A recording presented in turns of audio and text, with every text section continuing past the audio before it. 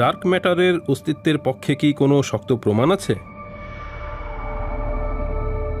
আমরা যা কিছু দেখতে পাই তা মহাবিশ্বের একটি ক্ষুদ্র অংশ মাত্র। বিজ্ঞানীদের বিশ্বাস, প্রায় ৮০% পদার্থ দেখা যায় না, যাদের তারা ডার্ক ম্যাটার নামে ডাকেন।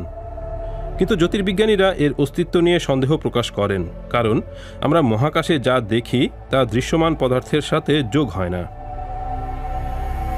ছায়াপথের চারপাশে আলো প্রত্যাশার চেয়েও বেশি বিচ্যুত হয়, যা ইঙ্গিত দেয় যে দেখা যায় না এমন অতিরিক্ত ভর একে প্রভাবিত করছে। আর আমরা যদি শুধু দৃশ্যমান পদার্থের কথা বিবেচনা করি, তাহলে তারারা তাদের ছায়াপথগুলিকে যেভাবে প্রদক্ষিণ করে তা যুক্তিসঙ্গত মনে হয় না। কিন্তু একটা নিশ্চয়ই ছায়াপথগুলিকে একত্রে ধরে রেখেছে, অনেকটা অদৃশ্য আঠার মতো ডার্ক ম্যাটার। এটা কী দিয়ে তৈরি হয় তা এখনও এক রহস্য, কিন্তু আমরা এর প্রভাব পরিমাপ করতে পারি। ডার্ক ম্যাটারের মাধ্যাকর্ষণ আলোকে বেঁকিয়ে বাঁকা পথে যেতে বাধ্য করে।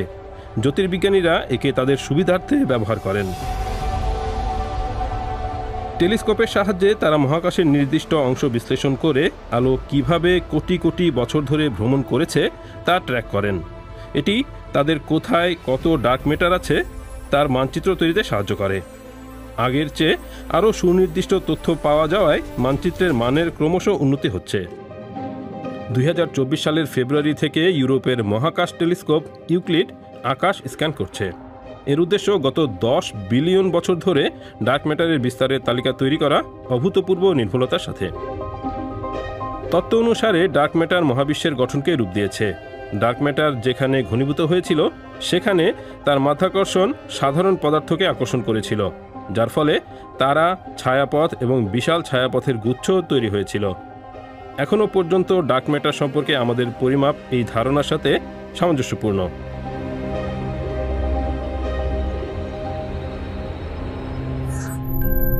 কম্পিউটার সিমুলেশন পরোক্ষ প্রমাণের আরেকটি স্তর যোগ করে।